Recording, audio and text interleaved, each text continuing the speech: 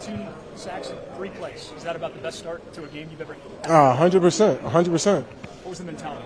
Go out there early. I understand that, I had to go out there and be dominant early on. Don't wait for it because I understand that the offense might be a little slower with the QB change and how good they've been playing on defense. So we just try to be aggressive as possible early on. And you also wanted the double-digit sacks, didn't you? Yeah, I told you I was going to get that. I don't think it was ever in question. And you took care of it right away. Yeah, right away. I wasn't going to play with it. When you reflect on this season, what do you think will stand out when you think back to the 2024 season? I think it's something that we should be proud of. I think this is a team that could have easily just said, man, we could throw in the towel, not care. But I'm proud that we all came in every day with purpose to get better, to keep trying, even to this last game, keep trying to the end of the whistle. Yeah, we came up short to a playoff team, but like I said, that's a playoff team, and we're a broken team right now.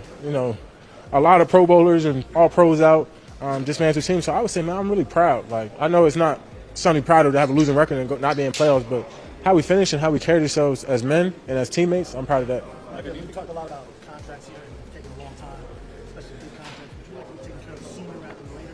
Yeah, for sure, because then, I don't want to hold nobody up. I want to see some of these guys be back in this locker room. We have a great opportunity. I want to see change. I want to see players here. I want to be as aggressive as we can be, and I don't want to be a headache to nobody. I want to be as aggressive as possible. There's no question care of before you go to option after that contract. Yeah, I would think so, or hope so. There's no question this is where you want to be. Yeah, this is where I want to be. What I'm saying? I called upon a star. I landed on it. I'm grateful. I feel like I got one of the best jobs in America. I'm just super grateful for the opportunity that Jerry Jones gave me. And, I don't take it for granted. Every time I'm on that field, I really try to take advantage of every opportunity, man. I don't take it for granted at all. After the game today, you making a statement to him and says, hey, I'm the best in the business of the life? Yeah, if you're going one-on-one me, yeah, I'm the best in the business. You know what I mean? If you're going after that, I saw a bunch of triple teams, so I was like, okay, now we're back to regular programming. But, that's part of the game. And, I think, honestly, man, like, I get Myles Garrett's a freak of nature. We're different freaks in our own way. But, I can't say that there's 3 or 4 people better than me in this league. I missed 4 games, and I put up the same numbers as some of these guys who played all year. And to be that close and where I'm at right now, I'm proud of myself for how I came back and how I attacked treatment and how Hanson, they battle with me every week trying to get me back. So I appreciate my staff and I appreciate my teammates for, every week they're like, hey, how you doing when you get back? Keep pushing me. So I really appreciate my teammates and, the staff, the coaches for believing in me and pushing me to come back. Going in and talking about contracts, obviously Coach McCarthy, Coach Zimmer, everybody on expiring contracts. Would you like the Michigan player now? Do you want them back? And what would that mean to you for them to come back? I learned a long time. It's not about what I want. This business, I'm not the owner. I'm not the GM. I'm part of the entertainment. they got to decide they want me back. So that's you asking the wrong question to the wrong guy, to be honest. There was the feeling seems to be shock. This year about the way that things went for this team. The expectations were so high. Is your expectation that this team next year will immediately be back to where you have been the last couple of seasons? That this is the aberration? Yeah, this is the lowest of the lows, I would say. And if you give myself another opportunity, you give this locker room another opportunity and attack this thing the right way, I promise you we'll be a playoff contender team next year.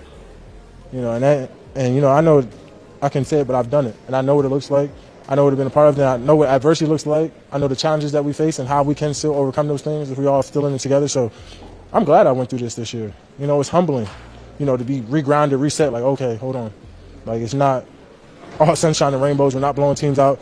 Every game's going to be a battle. Okay, I've been tested. It's part of my testimony. Now let's go play some ball next year. When you think about the second half of the season, what did you learn most about Mike McCarthy?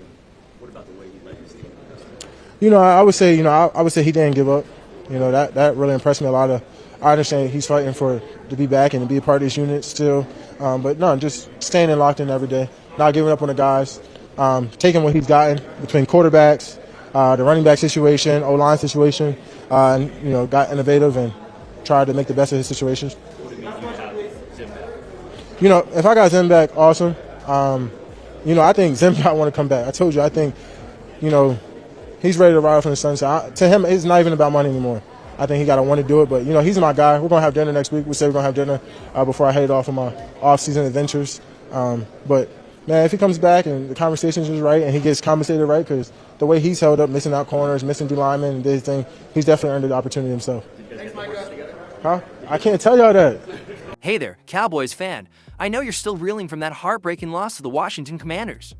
A 23-19 defeat in the final moments, man, it stings, doesn't it? Especially knowing it happened right here at AT&T Stadium. This season didn't exactly turn out how we hoped, and it's hard to wrap our heads around all the ups and downs. But let's be honest, it wasn't just the last game that hurt. It felt like every week we were riding an emotional roller coaster, but even in the middle of all this disappointment, Micah Parsons found a way to highlight a silver lining. His optimism is something we'll dive into more soon, but before we go on, what do you think? Should the Cowboys have played it differently in that final drive? Let me know in the comments. And hey, don't forget to hit that like button if you're sticking with the team no matter what. Alright, let's talk about Micah Parsons. Despite everything the season threw at the Cowboys, Micah somehow found a way to stay. Positive and honestly, it's kind of inspiring. After that crushing loss to the Commanders, he didn't dwell on the negatives.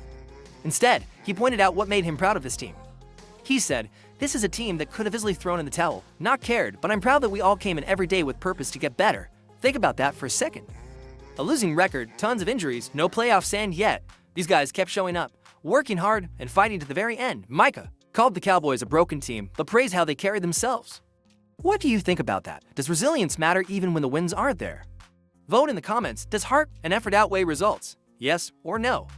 And hey, if Micah's words resonate with you, make sure you're subscribed. We're here for the real fans. Now, let's be real, this season was brutal, and not just because of the losses. The injuries, they were on another level. At one point, it felt like every week we're hearing about another key player going down. Dak Prescott, Trevin Diggs, CeeDee Lamb, Zach Martin. The list goes on. Even Micah himself missed a big stretch of games. Can you imagine any team surviving that? Losing Pro Bowlers and all pros left and right, it's a wonder the Cowboys even stayed competitive in some games. And yet, as Micah said, they didn't fold. They could have packed it in, but they didn't. That fight says a lot about the character of this team, doesn't it? But here's a question for you. Which player's absence hurt the Cowboys the most this season? Was it Doc's leadership? Diggs' lockdown defense? Maybe someone else entirely? Drop your vote in the comments. Oh, and if you're loving this breakdown, hit the notification bell. You don't want to miss what we have coming up next. Here's the thing, winning is everything in this league. But even when the Cowboys didn't rack up the W's, Micah Parsons saw something worth celebrating. The heart of this team. He talked about the way they carried themselves, not just as players, but as men. Think about it. How easy would it have been to give up? To just go through the motions, knowing the playoffs were out of reach. But that's not what happened. Instead, they fought until the very last game. Micah's pride in this team isn't about the record, it's about the fight. Now, I know as fans, we want more than just effort. We want playoff football. But does this kind of resilience mean something for the future? Let's hear your thoughts in the comments. Does character like this give you hope for next season? And don't go anywhere next. We'll talk about what's on the horizon for the Cowboys.